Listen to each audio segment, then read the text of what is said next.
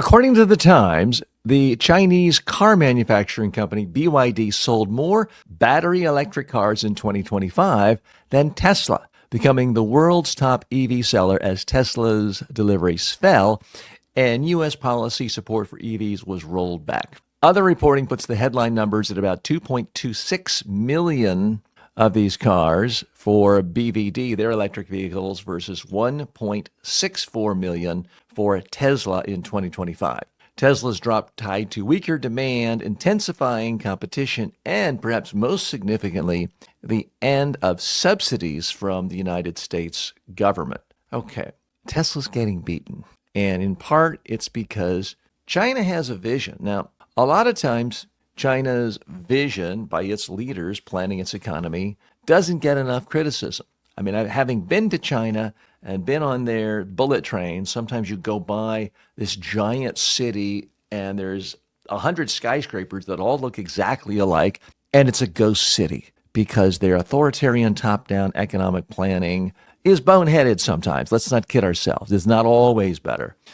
But for certain big picture things like we see the future as electric vehicles and we want to dominate it, that seems to be a good idea. Whereas here in the United States, our dear leader said, I see the future and it's manly men in coal mines. It's oil and not seeing any of these unsightly windmills that make my golf courses and resorts look bad. So it's a conflict of visions. And I have to tell you, the world marketplace is responding much more favorably to the Chinese version. Now, I've not yet been in one of these BYD cars, so apparently they're great. Maybe not as good as Tesla, but half the price. And that's a fundamental prescription for massive success in the economic world. If you can do something, the famed commentator, business analyst Scott Galloway says this, if you can be 80% as good as the market leader at 50% of the cost, you are primed to skyrocket your business. And that's exactly what's happening to BYD. Now, right now, they're not really allowed in the United States. You know, the free market country, yes, we love protectionism, but they're growing around the world. They're becoming more and more popular. And it's in part two main factors. One, the Chinese government sees this as a big growth opportunity. They see it's good for their environment. They see it's good for their economy. They see it's something the whole world wants. They want to dominate it. The other thing is, I don't know who the CEO is of BYD in China, but there's one thing I do know. He's probably not a CEO of 10 other companies. He's probably not moonlighting, taking a job, completely tearing apart the entire Chinese government apparatus. That much I pretty much know.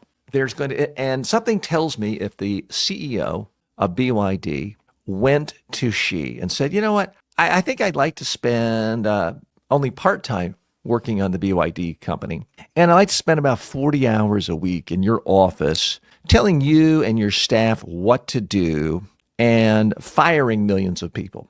I think we'd pretty much see that person in a casket or disappeared or in a gulag somewhere. Now, I'm not endorsing those tactics, but there's a discipline there. If you're going to be the CEO of a $500 billion company and try to dominate the market, why not have somebody at the helm working full time? Because the American car company, Tesla, doesn't have that. We have a dilettante. And that, according to many industry experts, is why the Tesla doesn't really look or feel much more luxurious or different than it did a decade ago. The same cannot be said of BYD. Let's look at some more of the facts here. Again, BYD delivered 2.26 million battery electric vehicles in 2025. Tesla delivered 1.64 million. The EV tax credits ended September 30th. So all of a sudden, the people who were thinking of buying them, like, I missed the window, I'm not going to buy it. Or they bought it right before the tax credits expired so they could save another $7,500 or so. According to Cox Automotive estimate, November 2025, U.S. new EV sales were down 41.2%. That's quite substantial. Now, Tesla remains huge in the United States, no doubt about it, but a lot of other good companies out there. In fact, It's kind of rare these days for any car company not to be making an electric vehicle. So that part is arguably good.